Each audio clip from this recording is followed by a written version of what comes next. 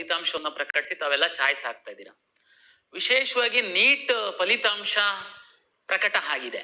ಯಾರೆಲ್ಲ ಕೌನ್ಸಿಲಿಂಗ್ ಅಲ್ಲಿ ಭಾಗವಹಿಸಿರುವಂತವರು ಸಹ ನೀಟ್ ಪರೀಕ್ಷೆಯನ್ನ ಬರೆದು ನೀಟ್ ರ್ಯಾಂಕ್ ಅನ್ನ ಪಡೆದಿದ್ದೀರಾ. ನೀವು ನೀಟ್ ಅಂದ್ರೆ ಮೆಡಿಕಲ್ ಡೆಂಟಲ್ ಆಯುಷ್ ಪಡೆಯುವಂತವ್ರು ಇದ್ದೀರಾ. ಬಟ್ ಕೌನ್ಸಿಲಿಂಗ್ ಅಲ್ಲಿ ನೀವು ಪಾರ್ಟಿಸಿಪೇಟ್ ಮಾಡಿದ್ದೀರಾ, ಯಾವುದೋ ಒಂದು ಸೀಟ್ ಅಂತ ತಾವು ಪಡೆದಿದ್ದೀರಾ.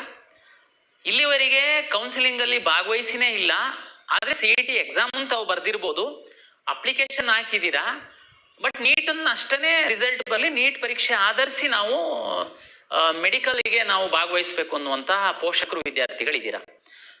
ಈ ನೀಟ್ ಫಲಿತಾಂಶ ಪ್ರಕಟವಾದ ಹಿನ್ನೆಲೆ ಒಳಗಡೆ ಮೆಡಿಕಲ್ ಡೆಂಟಲ್ ಆಯುಷ್ ಅಡ್ಮಿಷನ್ ಪಡೆಯುವಂತಹ ವಿದ್ಯಾರ್ಥಿಗಳು ಮತ್ತು ಪೋಷಕರಿಗೆ ಕೆಲವು ಆರಂಭಿಕವಾಗಿ ಏನೆಲ್ಲ ತಾವು ಮಾಡಬೇಕಾಗುತ್ತೆ ಸಿದ್ಧತೆ ಅಂತ ಅನ್ನುವಂಥದ್ದನ್ನ ನಾನು ಹೇಳ್ತೀನಿ. ಯಾಕೆಂದ್ರೆ ತಾವು ಸುಮ್ಮನೆ ಗೊಂದಲದಲ್ಲಿ ಇದ್ದೀರಾ. ನನಗೆ ಯಾರ್ಯಾರು ಫೋನ್ ಮಾಡ್ತಾ ಇದ್ದಾರೆ, ಇಲ್ಲ CET ಕೌನ್ಸಿಲಿಂಗ್ ಅಲ್ಲಿ ಭಾಗವಹಿಸಿರ್ಬೇಕಂತೆ ಕಂಪಲ್ಸರಿ, ಅವ್ರು ಮಾತ್ರ ಇಲ್ಲಿ ನೀಟ್ ಆಪ್ಷನ್ ಎಂಟ್ರಿ ಮಾಡೋದಕ್ಕಾಗುತ್ತಂತೆ, ಇಲ್ಲ ಈಗ ನೀಟು ನೀವು ರಿಸಲ್ಟ್ ಬಂದ್ಬಿಟ್ಟಿದೆ, ಇನ್ನೇನ್ ಕೌನ್ಸಿಲಿಂಗ್ ಶುರು ಆಗುತ್ತೆ, ನೀವು ಲಾಗಿನ್ ಆಗಿ ಆಪ್ಷನ್ ಎಂಟ್ರಿ ಮಾಡ್ಬೇಕಂತೆ, ನೀವು ಲಿಂಕ್ ಏನೆಲ್ಲ ಹೇಳ್ತೇನೆ. ನಾನು ನಿಮಗೆ ಕ್ಲಾರಿಟಿ ಕೊಡ್ತೀನಿ ನೋಡಿ. ನಮ್ಮ ರಾಜ್ಯದಲ್ಲಿ ನಾವು ಕಂಬೈನ್ಡ್ ಸೀಟ್ ಅಲಾಟ್ಮೆಂಟ್ ಅಂತ ಮಾಡ್ತೀವಿ. ಏನು ಕಂಬೈನ್ಡ್ ಸೀಟ್ ಅಲಾಟ್ಮೆಂಟ್ ಅಂದ್ರೆ ಬೇರೆ ಬೇರೆ PUC CET ಫಲಿತಾಂಶ ಮತ್ತೆ ನೀಟು ಫಲಿತಾಂಶವನ್ನ ಆಧರಿಸಿ ಯಾವೆಲ್ಲ ಕೋರ್ಸ್ಗಳಿಗೆ ಹಂಚಿಕೆಯನ್ನ ಮಾಡಬಹುದು ಸೀಟ್ಗಳನ್ನ, ಅದನ್ನೆಲ್ಲ ಒಟ್ಟಿಗೆನೆ ನಾವು ಮಾಡ್ತೀವಿ. ಅಂದ್ರೆ ಕೆಲವು ರಾಜ್ಯಗಳಲ್ಲಿ ಹೇಗಿದೆ ಅಂದ್ರೆ ನೀಟ್ ರ್ಯಾಂಕ್ ಅನ್ನ ಆಧರಿಸಿ ಒಂದು ಕೌನ್ಸಿಲಿಂಗ್ ಮಾಡ್ತಾರೆ. ಸೇಮ್ ವಿದ್ಯಾರ್ಥಿ ಅಗ್ರಿಕಲ್ಚರ್ ಹೋಗ್ಬೇಕಂದ್ರೆ ಅಲ್ಲೊಂದು CET ಬರಿಬೇಕು, ಅದಕ್ಕೆ ಒಂದು ಕೌನ್ಸಿಲಿಂಗ್ ಭಾಗವಹಿಸ್ಬೇಕು. ವೆಟರ್ನರಿ ಆದ್ರೆ ಅದಕ್ಕೊಂದು, ಇಂಜಿನಿಯರಿಂಗ್ ಆದ್ರೆ ಅದಕ್ಕೊಂದು, ಅಲ್ಲಿ ಹೋಗಿ ಜಾಯಿನ್ ಆಗ್ತಾರೆ. ಅದಾದ್ಮೇಲೆ ಅಲ್ಲಿ ಬಿಟ್ಬಿಟ್ಟು ಅಕಸ್ಮಾತ್ ಅವ್ರಿಗೆ ಬೇರೆ ಸಿಕ್ತು ಅಂತಂದ್ರೆ ಈ ಕಡೆ ಬರ್ತಾರೆ.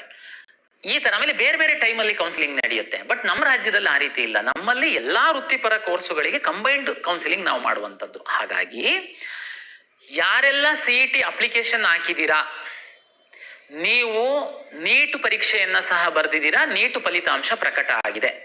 ನೀವೇನಪ್ಪ ಮಾಡ್ಬೇಕು ಅಂತಂದ್ರೆ, ನೀಟು ರಿಸಲ್ಟ್ ಏನೋ ಬಂದಿದೆ ನಿಮ್ಗೆ ಗೊತ್ತಿದೆ, ಆದ್ರೆ ನೀಟ್ ಪರೀಕ್ಷೆ ನಡೆಸ್ತವ್ರು ಯಾರು? ನ್ಯಾಷನಲ್ ಟೆಸ್ಟಿಂಗ್ ಏಜೆನ್ಸಿ ಅವರು. ಅವರು MCC ಮುಖಾಂತರ ನಮಗೆ ಇಡೀ ಇಂಡಿಯಾದಲ್ಲಿ ಎಷ್ಟು ಜನ ನೀಟ್ ಪರೀಕ್ಷೆನಲ್ಲಿ ಅರ್ಹತೆಯನ್ನ ಗಳಿಸಿದ್ದಾರೆ ಅವರ ಒಂದು ಡಾಟಾವನ್ನ ನಮಗೆ ಕೊಡ್ತಾರೆ, ಫಲಿತಾಂಶವನ್ನ ಕೊಡ್ತಾರೆ. ಅದು ಇನ್ನು ನಮಗೆ ಕೊಟ್ಟಿಲ್ಲ. ಇನ್ನೊಂದು 2-3 ಡೇಸ್ ಒಳಗಡೆ ನಮಗೆ ಕೊಡ್ಬೋದು. ಕೊಡ್ತಿದ್ದಂಗೆ ನಾವೇನ್ ಮಾಡ್ತೀವಿ, ನಿಮ್ಮ ಲಾಗಿನ್ ನಲ್ಲಿ ನೀಟ್ ರಿಜಿಸ್ಟರ್ ನಂಬರ್ನ ಎಂಟ್ರಿ ಮಾಡುವಂತದ್ದಕ್ಕೆ ಎನೇಬಲ್ ಮಾಡ್ತೀವಿ. ನೀವೇನ್ ಮಾಡ್ಬೇಕು ಅಂತಂದ್ರೆ, ನೀವು ಹೆಂಗೆ CET ಅಪ್ಲಿಕೇಶನ್ ಹಾಕಿದ್ರಿ, ನಂತರ ಆಲ್ ಟಿಕೆಟ್ ಡೌನ್ಲೋಡ್ ಮಾಡ್ಕೊಂಡ್ರಿ, CET ರಿಸಲ್ಟ್ ಅನ್ನ ನೋಡಿದ್ರಿ, ಲಾಗಿನ್ ಆದ್ರಿ. ಕೆಲವರು ಈಗ ಆಪ್ಷನ್ ಎಂಟ್ರಿ ಮಾಡುವಂತದ್ದಕ್ಕೆ ಲಾಗಿನ್ ಆದ್ರಿ. ಅದೇ ರೀತಿ ಲಾಗಿನ್ ಆದ್ರೆ ಅಲ್ಲಿ ನೀಟ್ ರಿಜಿಸ್ಟರ್ ನಂಬರ್ ಎಂಟ್ರಿ ಮಾಡುವಂತದ್ದು ಒಂದು ಬಾಕ್ಸ್ ಇರುತ್ತೆ. ತಾವಲ್ಲಿ ನೀಟ್ ನಂಬರ್ ಎಂಟ್ರಿ ಮಾಡ್ತಿದ್ದಾಗೇನೆ ನಮಗೆ ನ್ಯಾಷನಲ್ ಟೆಸ್ಟಿಂಗ್ ಏಜೆನ್ಸಿಯವರು MCC ಮೂಲಕ ನಮಗೆ ಕೊಟ್ಟಿರುವಂತಹ ನಿಮ್ಮ ಫಲಿತಾಂಶದ ಡಾಟಾ ಫೆಚ್ ಆಗುತ್ತೆ. ಅಲ್ಲಿಗೆ ನೀವು ಸಬ್ಮಿಟ್ ಮಾಡ್ತು ಅಂತಂದ್ರೆ ಅಷ್ಟೇ ಕೆಲಸ. ನಿಮ್ದು ಅಪ್ಲಿಕೇಶನ್ ಆಲ್ರೆಡಿ ಹಾಕಿದೀರಾ, ರಿಸರ್ವೇಶನ್ ಆಲ್ರೆಡಿ ಹಾಕಿದೀರಾ, ಕೆಲವರು ಲಿಂಗ್ವಿಸ್ಟಿಕ್ ರಿಲಿಜಿಯಸ್ ಮೈನಾರಿಟಿ ಹಾಕಿದಿರಾ, ಕ್ಯಾಸ್ಟ್ ಇನ್ಕಮ್ ಹಾಕಿದಿರಾ, ಕನ್ನಡ ಮೀಡಿಯಂ ರೂಟ್ ಎಲ್ಲನೂ ಆಗಿದೆ. ಕೆಲವರು ಪಾರ್ಟಿಸಿಪೇಟ್ ಮಾಡಿದಿರಾ ಕೌನ್ಸಿಲಿಂಗಿಗೆ. ಈಗ ನೀವು ಬೇರೆ ಏನು ಮಾಡಾಗತ್ತೆ ಇಲ್ಲ.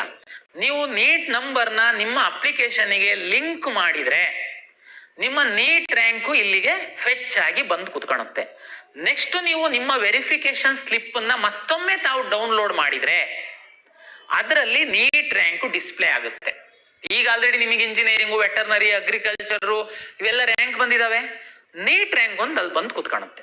ಅಲ್ಲಿಗೆ ಒಂದು ಸ್ಟೇಜಿನ ಕೆಲಸ CET ಅಪ್ಲಿಕೇಶನ್ ಹಾಕಿರೋರ್ದು ಮುಗೀತು.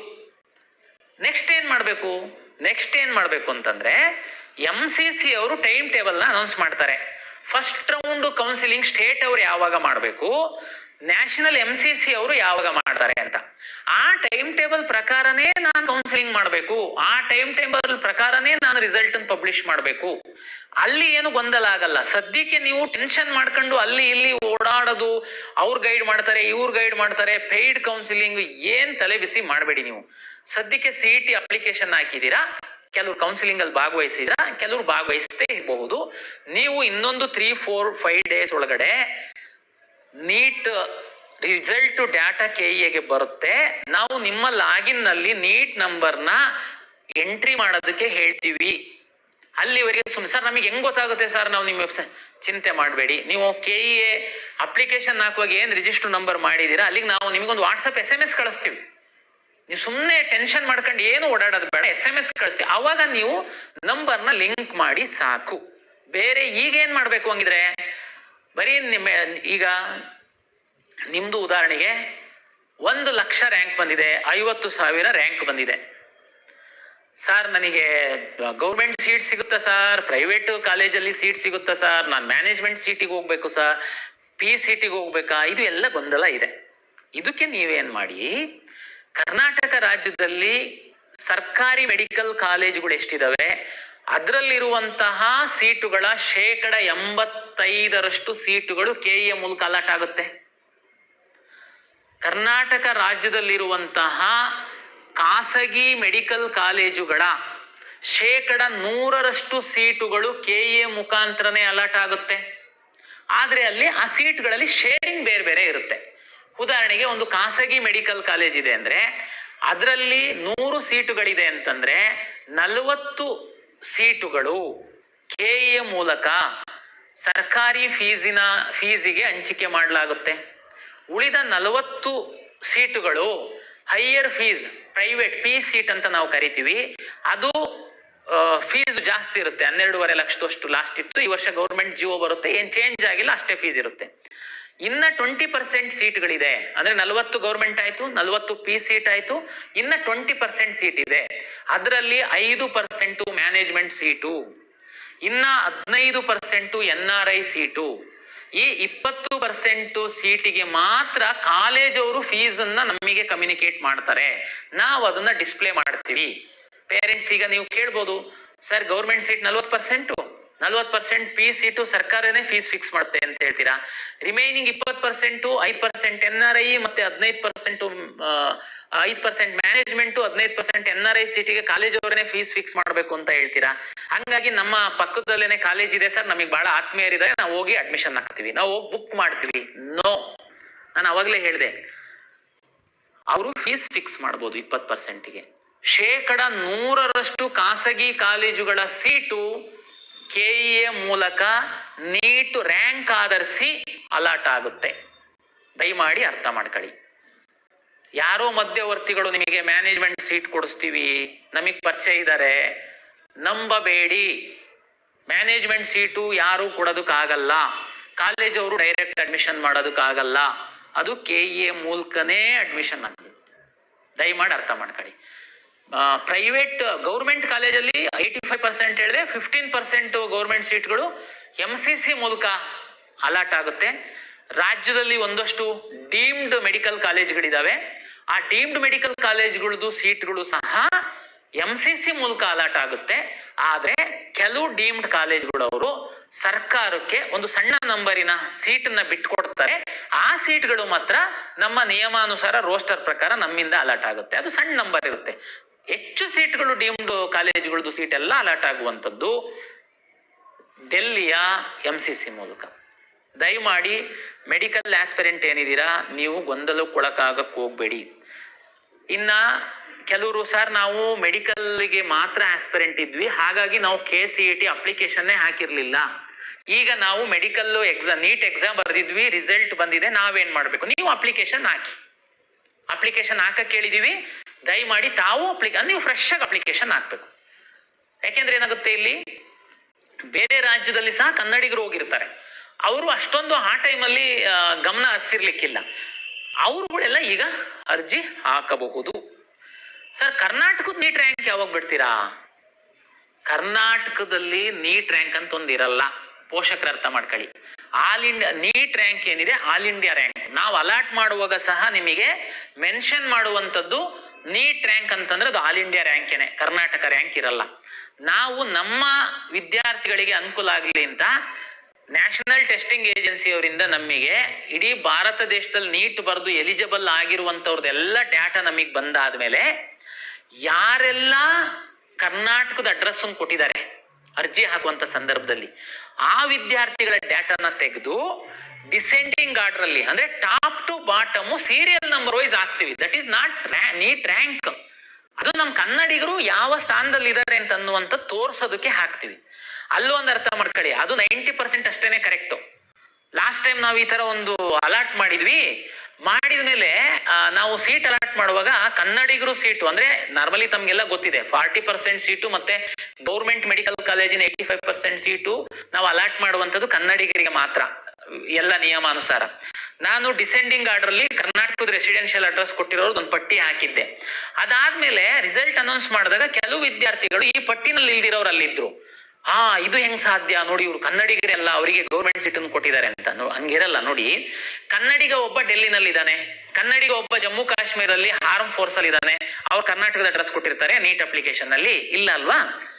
ಅವನು ಈಗ ನೀಟ್ ಅಪ್ಲಿಕೇಶನ್ ಹಾಕುವಾಗ ರಿಜಿಸ್ಟರ್ ಮಾಡಿರ್ತಾನೆ, ಅವನು ಡಾಕ್ಯುಮೆಂಟ್ ವೆರಿಫಿಕೇಶನ್ ಮಾಡ್ತೀವಿ ಅವ್ರ ತಂದೆ ತಾಯಿ ಕನ್ನಡಿಗರ ಅಂತೇಳಿ. ಹಂಗಾಗಿ ಅದಕ್ಕೆ ನಾನು ಹೇಳಿದ್ದು, ನಮ್ಮ ಡಿಸೆಂಡಿಂಗ್ ಆರ್ಡರ್ ಅಲ್ಲಿ ಏನು ಹಾಕ್ತೀನಿ, ನೀಟ್ ಅರ್ಜಿಯಲ್ಲಿ ಕರ್ನಾಟಕದ ವಿಳಾಸ ಕೊಟ್ಟಂತವ್ರದನ್ನ ನಾನು ಡಿಸೆಂಡಿಂಗ್ ಆರ್ಡರ್ ಅಲ್ಲಿ ಹಾಕ್ತೀನಿ. ಅದಲ್ದೇನು ಸ್ವಲ್ಪ ಜನ ಕನ್ನಡಿಗರು ಅದರಿಂದ ಮಿಸ್ ಆಗಿರ್ತಾರೆ, ಅದು ಹಾರ್ಡ್ಲಿ ಒಂದು 5 to 10%. ಇದು ತಮ್ಮ ಮಾಹಿತಿಗೋಸ್ಕರ ಅಷ್ಟೇನೆ. ಬಟ್ ಅದನ್ನ ನಾವು ಮಾಡ್ತೀವಿ, ನಿಮಗೆ ಇನ್ನೊಂಚೂರು ಐಡಿಯಾ ಬರುತ್ತೆ.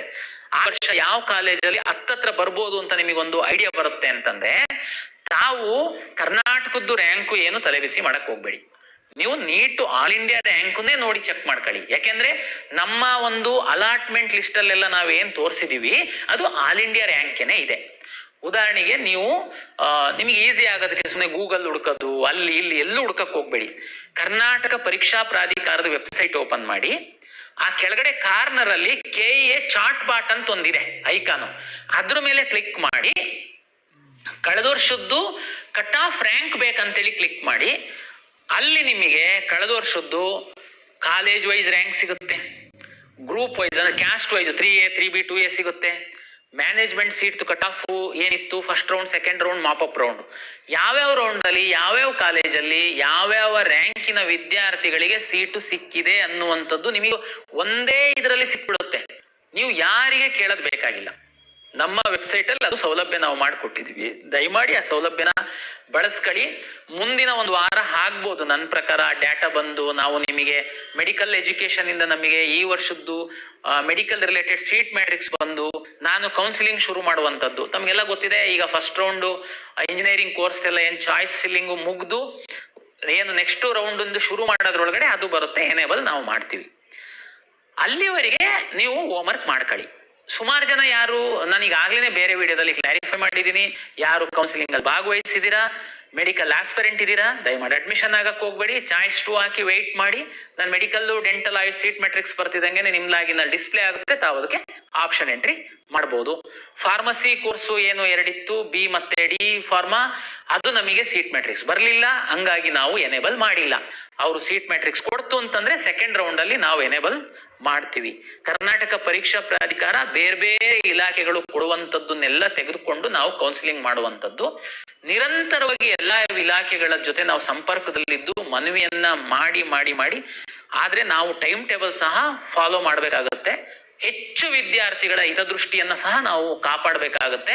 ಹಾಗಾಗಿ ನಾವು ಕೆಲವೊಮ್ಮೆ ಟೈಮ್ ಟೇಬಲ್ಗೆ ಸ್ಟಿಕನ್ ಆಗ್ಬೇಕಾಗುತ್ತೆ. ಫಸ್ಟ್ ರೌಂಡ್ ಕೊನೆ ತನಕ ನಾವು ಕಾದ್ರೂ ಅವ್ರು ಕೊಟ್ಟಿಲ್ಲ, ಈ ರೌಂಡ್ ಅಲ್ಲಿ ಅವ್ರು ಕೊಡ್ತಾರೆ ಅಂತ ಭಾವಿಸಿದೀನಿ. ಕೊಡ್ತಿದಂಗೆ ನಾನು ಎನೇಬಲ್ ಮಾಡ್ತೀನಿ. ಯಾರು ಫಾರ್ಮಸಿ ಆಸ್ಪಿರೆಂಟ್ಸ್ ಇದ್ದೀರಾ, ತಾವು ಈಗ ಅಕಸ್ಮಾತ್ ಯಾವ್ದಾದ್ರು ಬೇರೆ ಕೋರ್ಸ್ ಹಾಕಿದ್ರೆ, ಯಾರು ಮೆಡಿಕಲ್ ಆಸ್ಪಿರೆಂಟ್ ಇದ್ದೀರಾ, ಡೆಂಟಲ್ ಆಸ್ಪಿರೆಂಟ್ ಇದ್ದೀರಾ, ಆಯುಷ್ ಆಸ್ಪಿರೆಂಟ್ ಇದ್ದೀರಾ, ಈಗ ನೀವು ಕೌನ್ಸಿಲಿಂಗ್ ಅಲ್ಲಿ ಭಾಗವಹಿಸಿ ತಮ್ಗೆ ಯಾವ್ದಾದ್ರು ಸೀಟ್ ಸಿಕ್ಕಿತ್ತು ಅಂತಂದ್ರೆ ತಾವು ದಯಮಾಡಿ ಚಾಯ್ಸ್ 2 ಹಾಕಿ ವೆಯ್ಟ್ ಮಾಡಿ. ಗಡಿಬಿಡಿನಲ್ಲಿ ಅಡ್ಮಿಷನ್ ಆಗೋದಕ್ಕೆ ಹೋಗ್ಬೇಡಿ. ನೆಕ್ಸ್ಟ್ ರೌಂಡ್ ಅಲ್ಲಿ ಅದನ್ನೆಲ್ಲ ಸೇರಿಸ್ಕೊಂಡು ನಾವು ಸೀಟ್ ಅಲಾಟ್ಮೆಂಟ್ ಮಾಡ್ತೀವಿ. ಹಾಗಾಗಿ ಇದು ವಿಶೇಷವಾಗಿ ಒಂದು ಸಣ್ಣ ವಿಡಿಯೋ.